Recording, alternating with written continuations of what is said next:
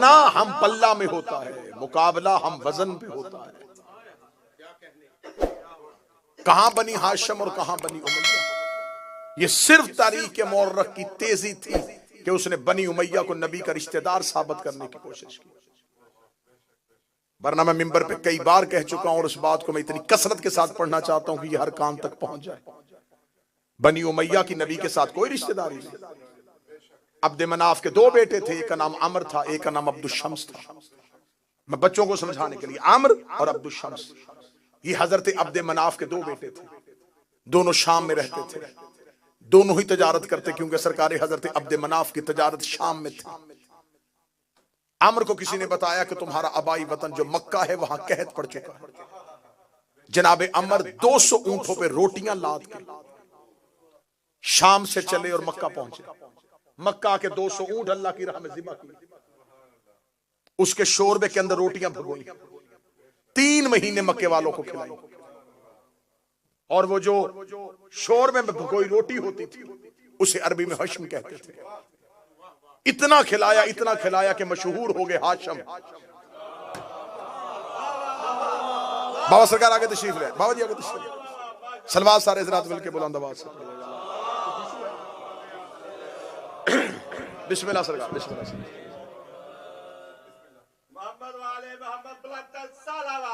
अल्लाहुम्मा सल्लि अला मुहम्मद व आले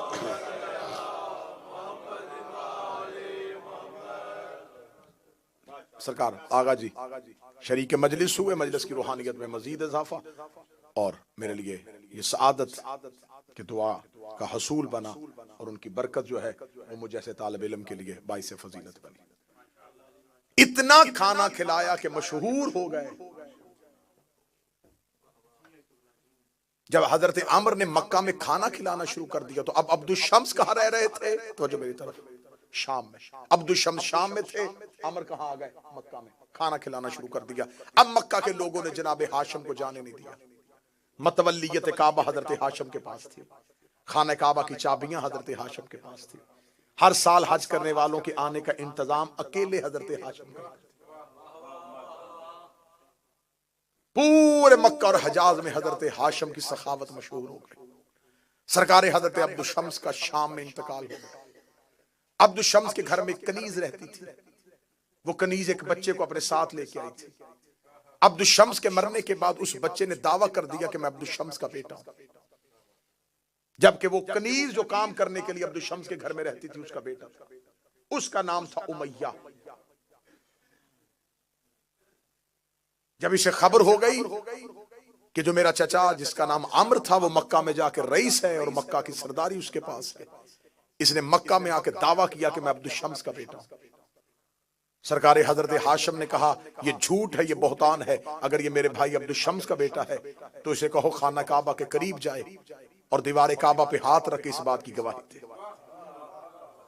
जब ये दीवार काबा के करीब जाना शुरू हुआ तो मक्का के लोगों ने इसकी शक्ल को एक जानवर की शक्ल में देखना शुरू किया। लोगों ने मक्का से इसको निकाल दिया और ये दोबारा शाम पहुंच गया। उमैया को फिर उसके आगे एक बेटा हुआ, उसका नाम हर्ब, और हर्ब को एक बेटा हुआ जिसका नाम था अबू सुफियान। खानदाने बनु हाशिम के साथ कोई ताल्लुक नहीं, खानदाने रसूल के साथ कोई ताल्लुक नहीं। अब मैं हजरत इमाम हसन का एक हमला पढ़ने लगा। वैसे तो शुजात हजरत इमाम हसन पढ़ने के लिए एक ही जुमला काफी है कि अब्बास हसन के शागिर्द थे। इसके बाद ना भी पढ़ा जाए हजरत इमाम हसन की शुजात तो इसी में बंद है। हजरत अबुल फजल अब्बास इमाम हसन के शागिर्द।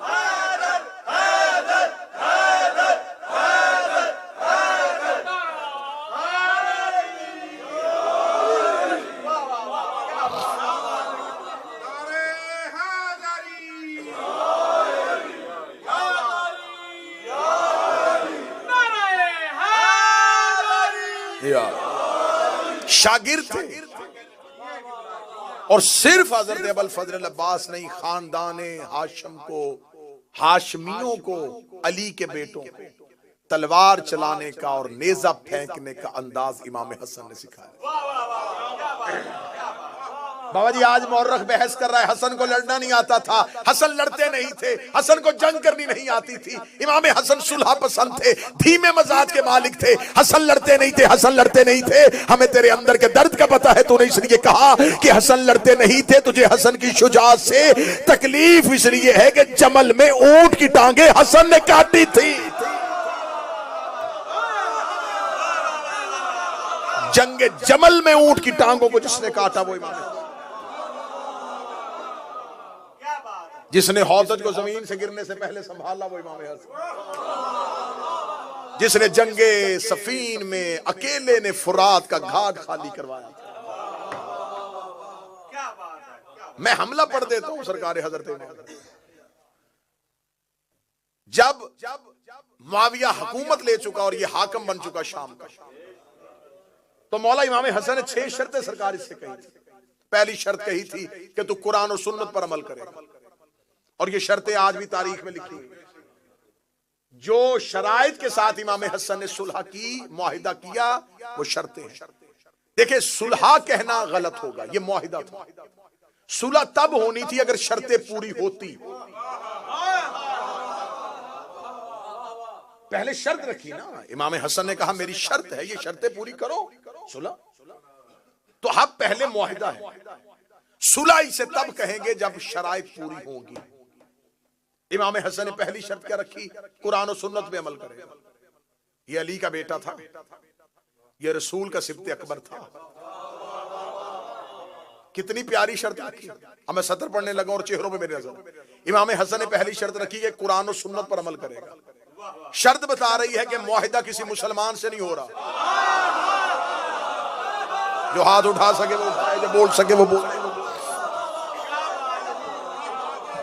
शर्त बता रही है कि ये मुआहिदा किसी मुसलमान से नहीं हो। आज बंदा किसी बंदे से कहे कि तू शिया है, तो पहली शर्त यह है कि तू अली वलीउल्लाह पढ़ेगा। वो कहेगा अली वलीउल्लाह पढ़ता हूं तो शिया हूं।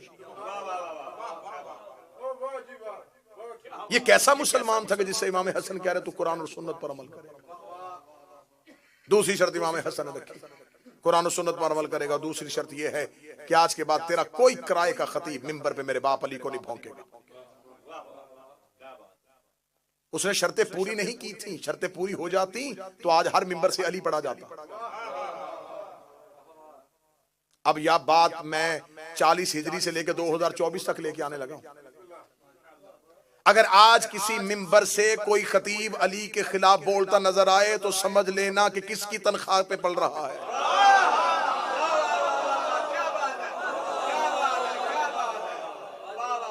मिंबरों पे अली पे भौंकना हिंदा के बेटे की तनख्वाह थी। मौला इमाम हसन ने फरमाया कोई तरह किराए का खतीब मेरे बाबे अली को नहीं भौंकेगा। तीसरी शर्त रखी थी, मेरे शियों के हकूक का ख्याल रखा जाएगा। मेरे शियों को नाहक कत्ल नहीं किया जाएगा, उनके हकूक मजरू नहीं किए जाएंगे। क्यों? मौला इमाम हसन बचा रहे थे, अपने नौकरों को बचा रहे थे, अपने असहाब बचा रहे थे करबला के लिए। जमीन साजी कर रहे थे इमाम हसन। इमाम हसन मुश्तबा ने ये शराइत रखी। और अगर आप तारीख को बगौर उसका मुतालिया करें, कैसी कैसी शख्सियात का कत्ल हुआ था उस दौर में। हुजर इब्ने अदई जैसे, रुशैद हजरी जैसे लोग, अब्दुल्ला इब्ने मसऊद जैसा लोग, मुफस्सिर कुरान जिसने तफसीर अली से ली थी, जो मुफस्सिर कुरान था। मुआविया ने उसे अपने दरबार में खड़ा करके छड़ियों के साथ मरवाना शुरू किया। बूढ़े थे और सिर्फ बेटियां थी, उनकी बेटा कोई नहीं था। जमीन पे जख्मी गिरा पड़ा था ये अली का सहाबी, ज़ईफ। और मुआविया तक से नीचे उतर के करीब आके कहने लगा क्या फायदा हुआ अली की मोहब्बत का, अभी थोड़ी देर के बाद मर जाएगा, दुनिया में तेरी बेटियां अकेली रह जाएंगी, कैसे अपना मुआश का बंदोबस्त करेंगी, कैसे जमाने में जिएंगी। अब्दुल्ला इब्ने मसऊद ने आंखें बंद होते हुए आंखें खोल के कहा मेरी बेटियों के रिस्क की तुझे क्यों परवाह है। और ये जो आज वजीफा पढ़ा जाता है कि किसी घर में रिस्क की कमी हो तो उस घर की मस्तूर को चाहिए कि रात को सोने से पहले सूरा वाक़िया पढ़े। ये वजीफा अब्दुल्ला इब्ने मसऊद ने बताया था। अब्दुल्ला इब्ने मसऊद ने फरमाया तू मेरी बेटियों के रिस्क की फिक्र न कर, वो अली के कहने के मुताबिक रात को सोने से पहले सूरा वाक़िया पढ़ के सोती। इसे कहते हैं सहाबी मरता हुआ भी अली की हदीस बयान कर रहा है। दुश्मन के दरबार में अली की हदीस पढ़ा और उसने ठोकर मार के कहा चल फिर मरना ही चाहता है तो तूने कुरान पे इतनी खिदमत की है, तेरी तफसीर कुरान पे इतनी खिदमत है, चल मैं तुझे इतना जरूर अजर दूंगा कि तूने कुरान के लिए बड़ी खिदमत की है। मैं तुझसे पूछना चाहता हूं तू कैसे मरना चाहता है? तेरी खिदमत के एवज में तुझे इतनी छूट दे देता हूं, तू जिस तरह मरना चाहे मैं तुझे वैसे मारूंगा। तू कैसे मरना चाहता है? तू कैसे मरना चाहता है? अब्दुल्लाह इब्न मसूद ने बंद आंखों खोल के कहा बिल्कुल ऐसे जैसे 12वें के दौर में तू मेरे हाथ से मरना चाहता।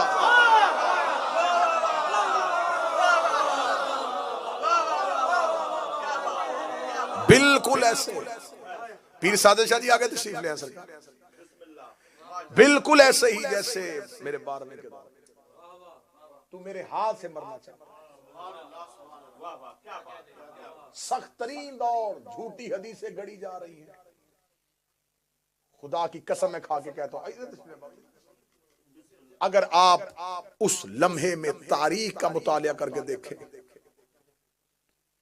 इस दौर को तारीख में लिखा जाता है वज़ाए हदीस का दौर। वज़ाए हदीस का दौर, झूठी हदीसों की फैक्ट्रियां थी। ये वो दौर है जिसमें इमाम हसन जिंदगी गुजार रहे। दौर कौन सा है? झूठी हदीसें इतनी बनाई जा रही है कि लोग बाजार में सब्जी खरीदने के लिए हदीसें लेके जाते थे,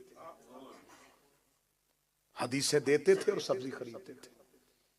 हदीसों की कीमत थी मार्केट में।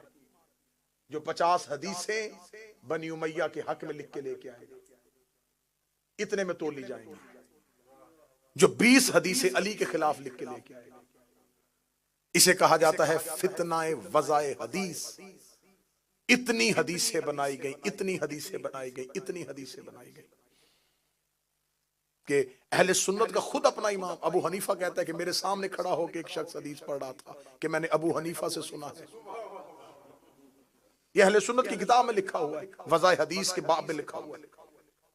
अबू हनीफा ने देख के कहा कि तूने किससे की हदीस सुनी? उसने कहा अबू हनीफा से। उसने कहा बदबख्त खुदा तुझे जहन्नम में मुंह के बल गिराए। अबू हनीफा तो मैं हूं, मैंने तो आज तक ये हदीस नहीं पढ़ी। ये दौर था, क्योंकि ये मेरी बात इस माइक के जरिए पूरी दुनिया में सुनी जा रही है।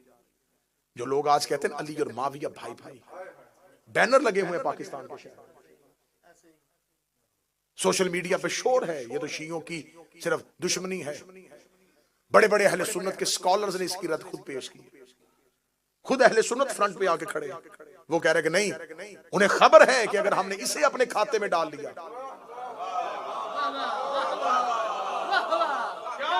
फिर यहां से तो खोज शुरू होगी।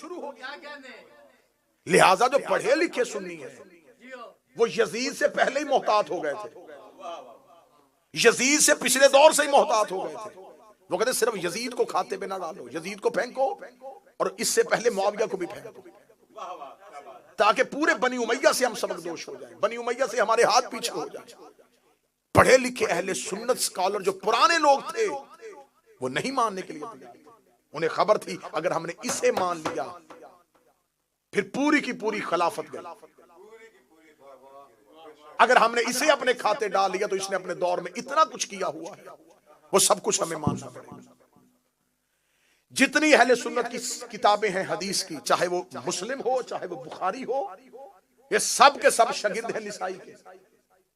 जाए जाके किताब उठा के देखें और अहले सुन्नत को मैं चैलेंज करके कह रहा हूं मुझे बताएं कि इमाम नसाई का कत्ल क्यों हुआ था, उसे क्यों मारा गया था? जब उसने खड़े होके अहले बैत के फजाइल पढ़ने शुरू किए तो मजमे में से एक बंदा उठा और उसने कहा तू अली के फजाइल अली की हदीसें पढ़ी जा रहा है, क्या तेरे पास मुआविया के हक में कोई हदीस नहीं है? तो इमाम नसाई ने वहीं खड़े होकर कहा हाँ मेरे पास मुआविया के हक में एक हदीस है कि नबी ने कहा था कि खुदा तेरा पेट ना भरे। और ये आज भी हदीस सही मुस्लिम में पड़ी हुई, आज भी हदीस पड़ी हुई कि रसूल अल्लाह ने उसे बद्दुआ दी थी कि खुदा कभी भी तेरे पेट को ना भरे। जब निसाई ने ये जुमला कहा तो लोगों ने उसे उतार के कहा बा खुदा ये शिया है, और उसे मारना शुरू किया। और इसी हालत में, जख्मी हालत में उसे लोग ले गए और उसको जाके मक्के में दफन कर दिया और वो मर गया। फितना वज़ा हदीस हो रहा है। उस दौर में इतना तंग कर दिया गया है कि लोगों को वही इस्लाम पढ़ाया जा रहा है जो बनी उमैया दे रहे हैं।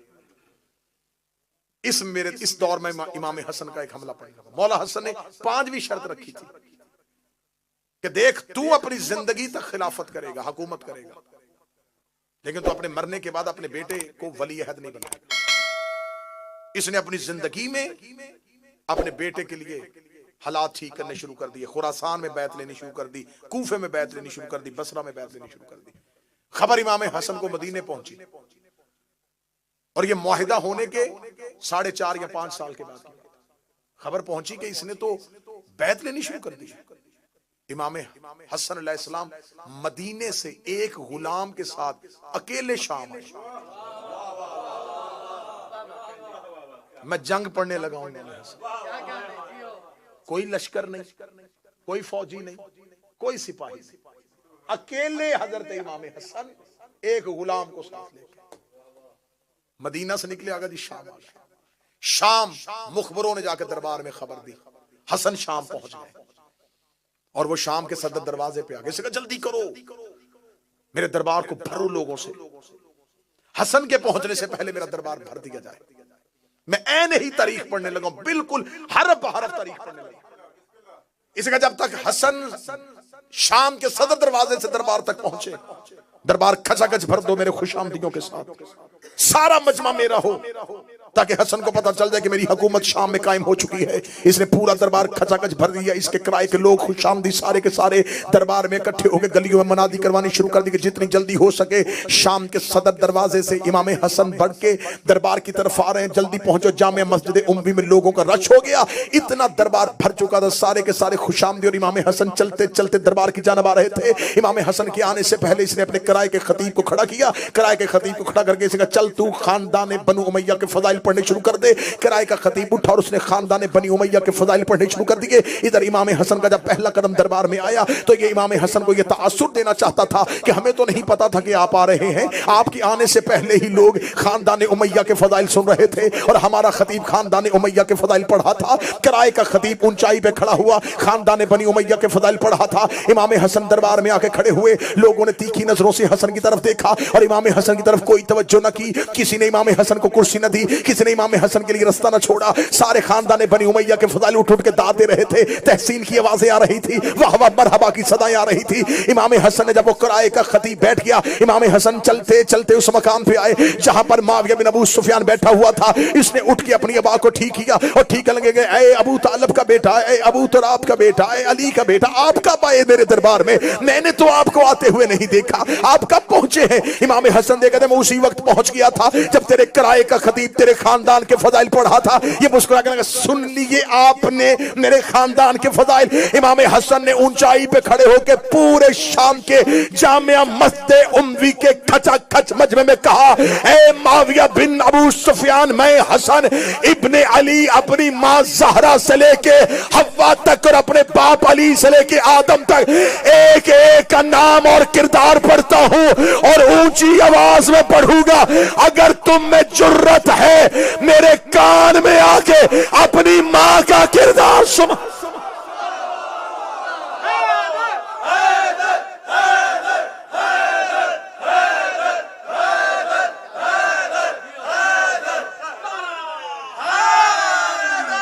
ऐ मुझ पे फख्र मुबाहात करने वाले, ऐ मेरे खानदान पे फख्र करने वालों, ऐ मेरे खानदान पे फख्र मुबाहात करने वालों, कान में आके पढ़ो।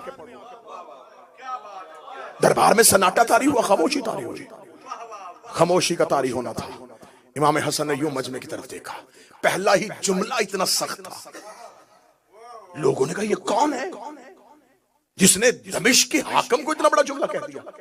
हाकिम अभी तख्त पे लर्जा बर आदम था और चेहरे पे मौत की जर्दी थी। इमाम हसन ने कहा जो मुझे जानता है वो जान ले, जो नहीं जानता वो सुन ले। अना हसन इब्ने अली।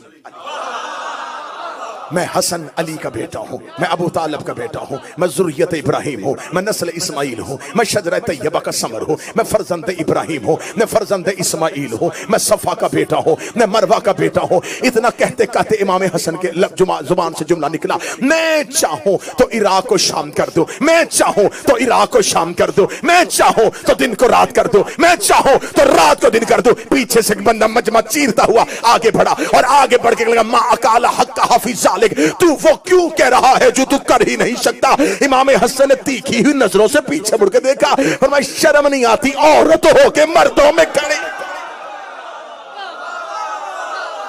औरत हो के मर्दों में खड़ी है। फौरन जिस्म के खदोखाल तब्दील हुए, हैयत बदन तब्दील हुई। इनकलाब ईरान के बानी आगा खुमैनी ने एक तफसीर लिखी है कुरान की। उन्होंने अपनी कुरान की तफसीर में सूरह यासीन की इस आयत में इन्नमा अमरुहु इज़ अरादा शैअन यकुल लहु कुन फयकुन, इसकी तफसीर करते हुए उन्होंने कहा कि अल्लाह कहता है कि जब मैं किसी चीज का इरादा करता हूं,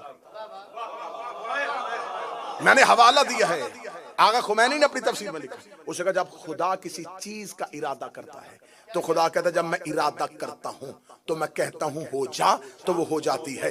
फिर उन्होंने इसके आगे तफसीर में लिखा कि ये बात मखलूक को समझाने के लिए है, वरना अल्लाह के इरादे कहने और होने में फासला नहीं होता। उन्होंने कहा अल्लाह के इरादे में, कहने में और होने में कोई फासला, कोई वकू नहीं होता। उसका इरादा ही उसका कहना है, उसका कहना ही उसका होना है, उसका इरादा ही उसका कहना है, उसका कहना ही उसका होना है। ये तफसीर हो गई कि अल्लाह का इरादा अल्लाह का कहना है, अल्लाह का होना है। मैं मर्जी के चौक में अपनी जुबान कटवाऊंगा। हसन ने शाम के दरबार में मुसल्ला बिछा के 2 रकत नमाज पढ़ के दुआ नहीं की कि मेरे अल्लाह इसे औरत कर दे, मेरे अल्लाह इसे औरत कर दे। हसन ने कह दिया वो हो गया।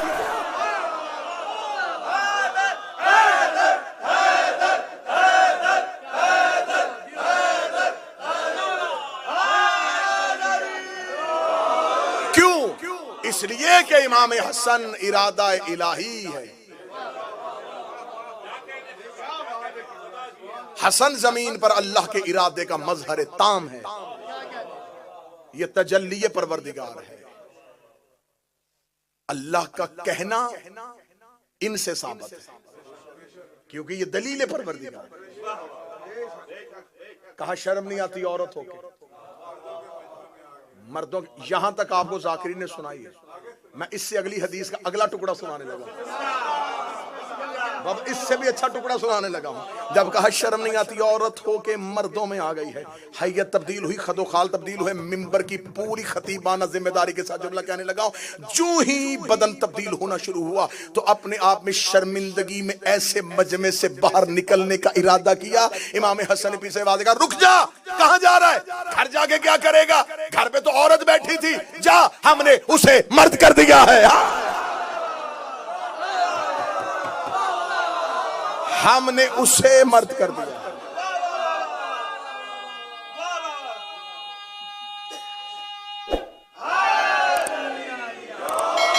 आज से वो हाकम तू महकूमा, आज से वो हाकम तू महकूमा। इतना इमाम हसन का कहना था। अब पूरे दरबार में जब लोगों ने मोजज़ा देख लिया, अब एक मर्द को अभी अभी जिसने औरत बनते देखा हो, अब दूसरे की हिम्मत है, बिल्कुल खामोशी तारी हुई। जब बिल्कुल सन्नाटा तारी हो गया, हैबत हसन, हसन की हैबत ने शाम के महल को ऐसे पत्थर का कर दिया। अब इमाम हसन की आवाज जामे मस्जिद उम्वी की दीवारों से टकराई। फरमाया सुनो, लकड़ी के तख्त पे बैठ के फख्र करने वाले, इन्ना बेशक अल अर्श हुसीरी, मोहम्मद ज़मीरी, अली अमीरी, हुसैन वजीरी व जबरील फकीर। ऐ लकड़ी के तख्त पे बैठ के फख्र मुबाहात करने वाले, अर्श मेरे तख्त का नाम है, मोहम्मद मेरे जमीर का नाम है, अली मेरे अमीर का नाम है, हुसैन मेरे वजीर का नाम है, जबरील मेरे फकीर का नाम है। अल अर्श सीरी मोहम्मद जमीरी व अली अमीरी व हुसैन वजीरी व जबरील फकीरी। कहीं तारीख से खुतबा अकेले अकेले शाम में, अकेले है शाम में। अरबी जुबान में आप नफरत के साथ, जैसे हम उर्दू जुबान में किसी के साथ बात करते उलझते उलझते, जब उस बंदे को इस काबिल ना समझे ना किसी बात, तो बंदा उर्दू जुबान में एक लफ्ज बोलता है, माहौल चल हट, बोलते हैं चल हट। अरबी जुबान में इसके कहते सिर, चल हट। और अगर सामने औरत हो तो उसको सिर नहीं, सीरी।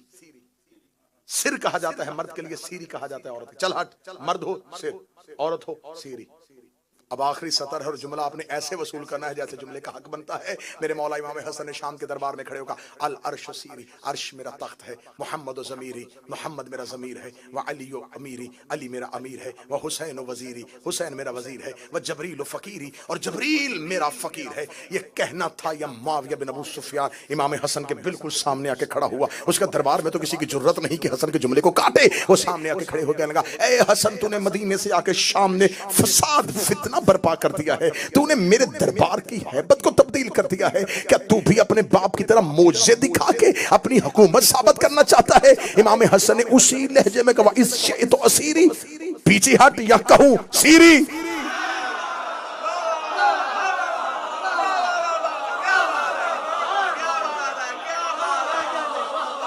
पीछे हटेगा या तुझे भी कहूं सीरी। और सीरी औरत के लिए कहा जाता है।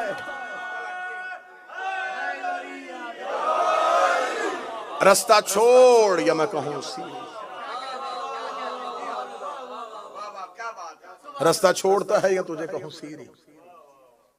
पूरी महफिल से इमाम हसन इस अंदाज से निकले और खड़े होकर कहा, खबरदार, मैंने तुझे कहा था कि अपने बाद अपने बेटे की वली अहदी की कोशिश न करना।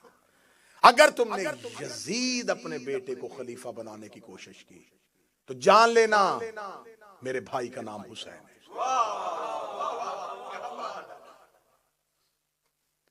बहुत खूबसूरत जुमला मुर्तजा मुताहरी का है। उन्होंने कहा, आशूरा हुसैनी होने से पहले हसनी थी।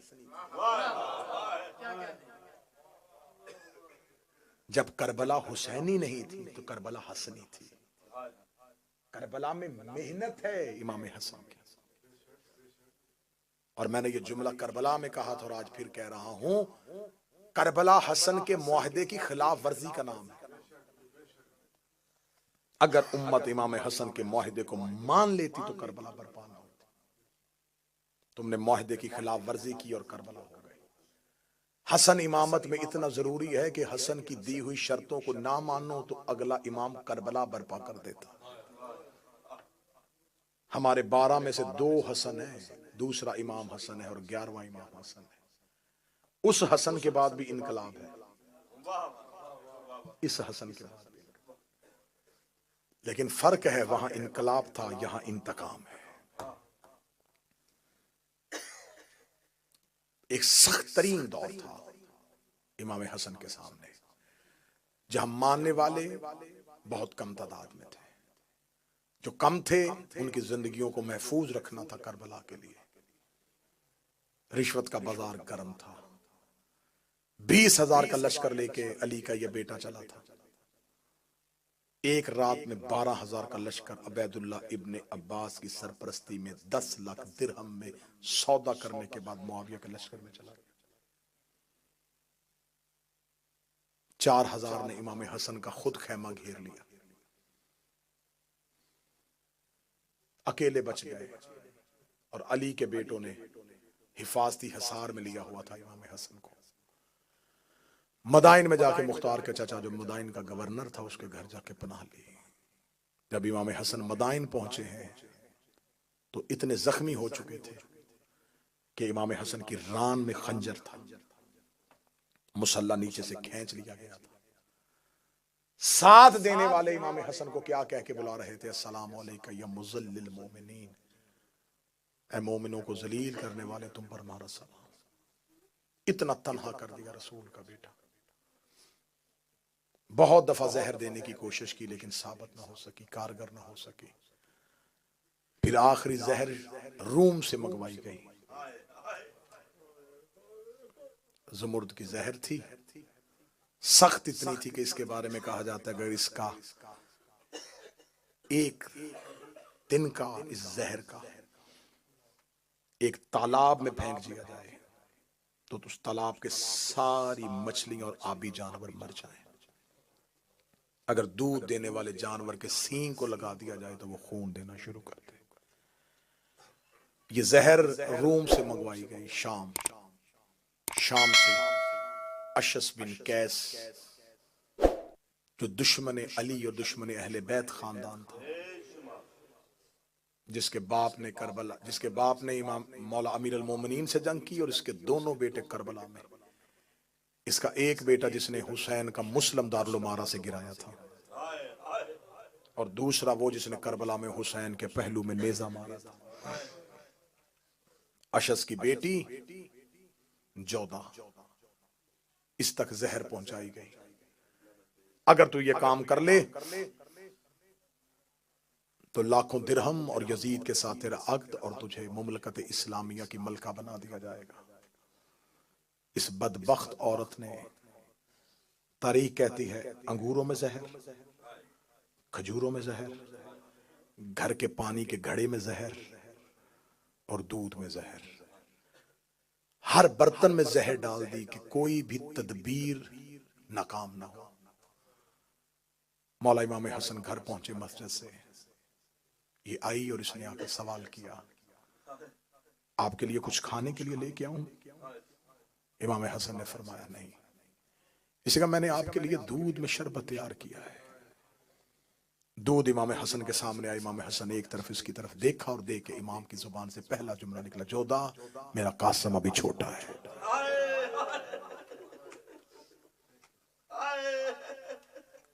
इसने कहा आप नोश फरमाइए। दूध का प्याला हाथ में आया, आंखें बंद हुई और आंखों से आंसू इमाम की दाढ़ी में आए। पहला घूंट भरा और भरने के बाद पहली सतर कही, क्या मैं तेरा अच्छा इमाम नहीं था? क्या मैंने तेरी कोई हक तलफी की थी? इसने कहा और दूध पीजिए। इमाम ने फरमाया अगर एक घूंट से ही तेरा काम हो जाए, मुझे दूसरा क्यों पिला रहे? जहर इतनी शदीद थी कि इमाम के जिगर तक पहुंच गई। आधी रात मदीने की गलियों में रसूल का बेटा कभी इस दीवार से कभी इस दीवार से गिरते गिरते फरवा बीबी के दरवाजे तक ऐसे आए जैसे अकबर की लाश पे हुसैन।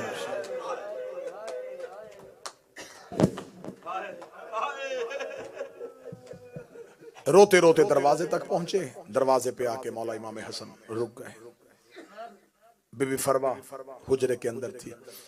इमाम हसन ने आहिस्ता आहिस्ता दरवाजे पे दस्तक दी, फरवा दरवाजा खोल, फरवा दरवाजा खोल। जनाब फरवा तड़प के उठी। जब आके दरवाजा खोला तो इमाम हसन की हालत क्या है? सर से अमामा उतरा हुआ है, गिरेबान चाक है और हाथ सीने पे है। बीबी फरवा देखे कहती, मौला आपकी ये हालत किसने बनाई? रोके कहते, मेरी हालत बाद में पूछना, पहले मेरा कासम जगा। अलविदाई मजलिस है, कल मेरा सफर है, अयाम अज़ा से आपकी नौकरी पे हाजिर हुआ हूं। कोई गुताही कोई गलती हुई हो मैं माजरत चाहूंगा। जिंदगी बाकी, मुलाकात बाकी। अलविदा कर रहे हैं हम नबी की बेटियों को।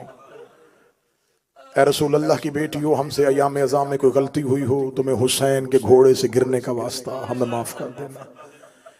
बीबी हमसे रोने का हक अदा नहीं हो सका। हक तो ये था कि हम मर जाते तेरे हुसैन को रोते रोते। बीबी हमने बड़ी कोशिश की, हम जितने भी आंसू पेश कर सके, रसूल की बेटी हमारे आंसू कबूल करना, हमारा गिरिया कबूल करना। रो के कहते, मेरा कासम जगा। 3.5 साल का कासम जो अभी भी नहीं रो सका, उसके लिए जुमला कहूं, जब हसन को जहर मिली, कासम की उम्र इतनी थी जितनी करबला में हुसैन की सकीना की उम्र थी। 3.5 साल का कासम माँ ने हाथों पे उठा के बाप के सीने पे लिटाया। बाप के सीने पे जनाबे कासम का आना था। जनाबे कासम तड़प के उठे, रो के दे अम्मा तूने मुझे गर्म रेत पे क्यों सुला दिया। माँ रो के कहती मेरा लाल जा, गर्म रेत नहीं बाबे का सीना है। जब कहना बाबे का सीना है, कभी बाबे की दाएं दाढ़ी चूम रहा है, कभी बाएं से दाढ़ी चूम रहा है। रो के जनाबे कासम की आवाज है, बाबा आपका सीना इतना गर्म क्यों है। फरमाया कासम मेरा सीना न पूछ, जल्दी कर फुफ्फी के दरवाजे पे जा, जाके फुफ्फी को मेरी मौत की इतला दे के आ। और कासम अगर मेरी ज़ैनब सो रही हो उसे जगाना ना, नमाज शब के लिए उठेगी उसे मेरी हालत बता देना। मुझे बोल के बताओ जिसके घर में औलाद है 3.5 साल के बच्चे को भी मौत की इतला देनी आती है। चलो मुसाइब शुरू हो चुका है, हर बंदा रो रहा है, मैं रोती हुई आंखों से दुआ मंगवाता हूँ मेरे अल्लाह कोई बहन सो रही हो उसे भाई की मौत की इतला ना मिले। सोई हुई बहनों से भाई की मौत की इतला बर्दाश्त नहीं होती। जनाबे कासम मदीने की गलियों में आधी रात दीवारों के सहारे लेता लेता वो जिसकी मेहंदियां उठाते हो, वो जिसकी सेज सजाते हो, वो कासम जनाबे ज़ैनब के दरवाजे पे आया, दरवाजे पे हाथ रखा, दरवाजा बंद महसूस हुआ। जनाबे कासम ने दरवाजे पे सर रखा, रो के कह रहा अम्मा दरवाजा खोल बाबे को जहर मिल गई है, अम्मा दरवाजा खोल मेरा बाबा चंद लम्हों का मेहमान है। जनाबे कासम दरवाजे पे आई, बिस्तर से अली की बेटी तड़प के उठी, रो के कहती अम्मा फिजा चिराग रोशन कर। रो के बीबी क्या हुआ। फरमाया मैंने ख्वाब देखा है मेरी माँ का पहलू से हाथ उठा हुआ है। रो के कह रही ज़ैनब मदीना फिर उजड़ गया। अजरो मिनल्लाह, अजरो ज़ैनब मदीना फिर उजड़ गया। अली की बेटियां बिस्तर से उठी, जनाबे फिजा ने घर का दरवाजा खोला, शहजादा कासम की पेशानी चौखट पे आई। फिजा ने चराग करीब किया, बच्चा कौन है। जो ही जनाबे कासम ने दहलीज से सर उठाया, फिजा चीख मार के कहती मेरा अमीर कासम। रोगी कहता अमीर कासम नहीं तेरा यतीम कासम। यतीम का लफ्ज आलिया के कान में गया। तड़पी अली की बेटी या ज़हरा ने तड़पी, रो के कहा अम्मा फिजा कौन। बीबी फिजा रो के कहती है बीबी उजड़ गए। हसन का अमीर दरवाजे पे आया। बीबी ज़ैनब दरवाजे पे आई, जनाबे कासम की हालत क्या है, गिरेबान फटा हुआ है, सर पे मदीने की रेत है। बीबी देखी कहती कासम बोलना ना, मैं तेरा चेहरा देख के पहचान गई। अली की बेटियां अपने घर से चादर लेके जनाबे हसन की हवेली की जानब दौड़ी। इधर मौला हसन की हालत क्या है, जिगर के टुकड़े कट कट के तश्त पे आ रहे हैं। मौला हसन की आवाज आई कासम की माँ जब मेरी ज़ैनब आए मेरे जिगर के टुकड़े छुपा लेना, मेरे जिगर के टुकड़े देख के मेरी ज़ैनब मर न जाए। इधर दरवाजे पे अली की बेटी का पहला बहन आया, जनाबे फरवा ने जिगर के टुकड़ों पे चादर डाली, ज़ैनब का कांधे पे हाथ आया। रोगी कहती छुपाना, मैं हाथों पे लेने आई हो। मेरी मां ने वसीयत की थी जितने मेरी सनत के टुकड़े हुए हैं इतने हसन के जिगर के टुकड़े। अजरो को मिनल्लाह। आ गई अली की बेटियां, आ गए अली के बेटे। इमाम हसन की हालत क्या है, जिगर फट चुका है, जिगर कट कट के बाहर आ गया। मौला इमाम हसन की आंखें बंद है, मौला हुसैन के जानू पे हसन का सर है। अल्लाह किसी भाई को भाई के सामने मौत न दे। बंद आंखों में मौला हसन की आवाज आई, हुसैन जी आका मेरी ज़ैनब कहाँ है। मौला आपके कदमों में बैठी है। मेरी कलसूम कहाँ है। मौला आपका बायां कदम पकड़ के बैठी है। मौला हसन को जिगर के टुकड़े भूल गए, रो के कहने लगे हर कोई आ गया, किसी ने अब्बास को नहीं बुलाया। मौला हुसैन की आवाज आई, दरवाजे पे खड़ा है, रो रो के कह रहा है अब्बास भी जिंदा था। हसन को जहर मिल गया। बस सादात व गैर सादात भाई के जानू पे भाई का सर था। कालू इन्ना लिल्लाहि व इन्ना इलैहि राजिऊन। भाई के जानू पे भाई की आंखें बंद हुई। भाइयों ने गुस्ल दिया, भाइयों ने कफन दिया। बड़ी मुश्किल से बहनों ने जनाजा छोड़ा। हाशमी जनाजा लेके मदीने के बाजार में आए। 13 लोगों ने आके हसन के जनाजे को रोका। इनमें से एक आगे खड़ा होके कहने लगा, हुसैन कौन है? फरमाया मेरा भाई मर गया है। कहने लगे कहाँ लेके जा रहा है? फरमाया रोज़ा रसूल पे। ये कह का मार के कहने लगा, रोज़ा रसूल तुम सैयदों की जगीर नहीं है, हुजरा मोहम्मद तुम ज़हरा के बेटों की जगीर नहीं है, हमें पहले इजाजत लेनी है। जिसका हुजरा है उससे पूछेंगे दफन की इजाजत मिलनी है कि नहीं मिलनी, मैं जिंदा रहूं या मारा जाऊं। मुझे ज़हरा की इज्जत की कसम है, बतूल के बेटों की गुर्बत जमाने तक पहुंचाई नहीं गई। हसन का जनाजा मदीने के बाजार में खड़ा था, एक औरत ने रुमाल से इशारा किया, 300 तीर कमानों से आया, 300 तीरों का कमानों से आना था। एक जनाजे का पाया हुसैन के हाथ में था, एक अब्बास के कांधे पे था। अब्बास ने हुसैन को देखा, हुसैन ने गाजी को देखा। अब्बास ने जनाजे का पाया हुसैन के कांधे पे रखा, जनाजे के सामने हाथ फैला के अब्बास खड़े हो गए।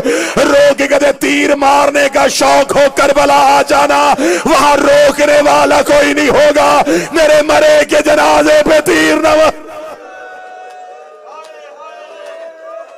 70 तीर हसन के जनाजे पे लगे।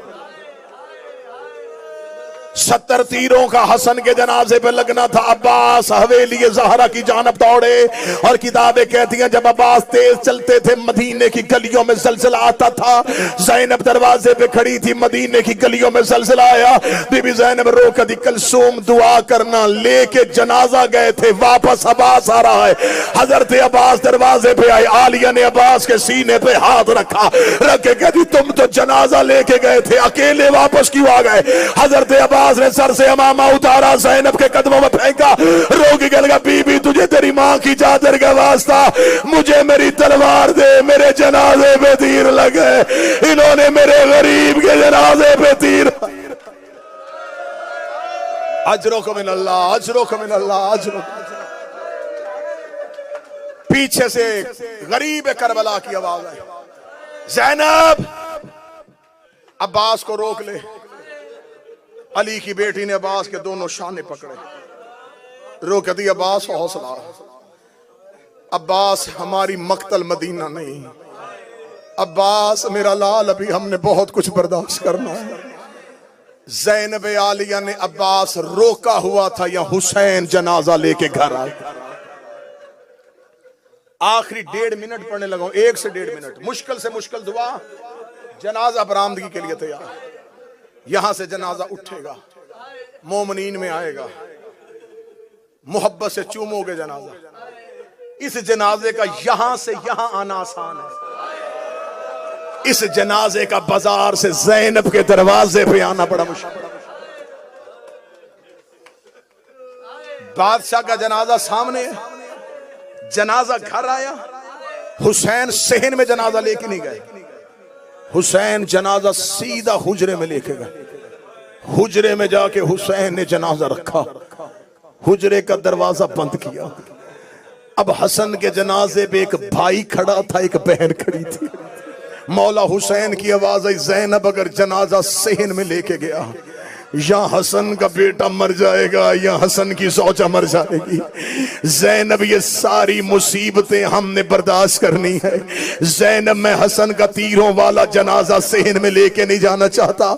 ज़ैनब मैं चाहता हूं मैं अपने भाई का कफन तब्दील कर दूं। ज़ैनब तेरे पास कोई कफन का टुकड़ा जो जन्नत से आया था?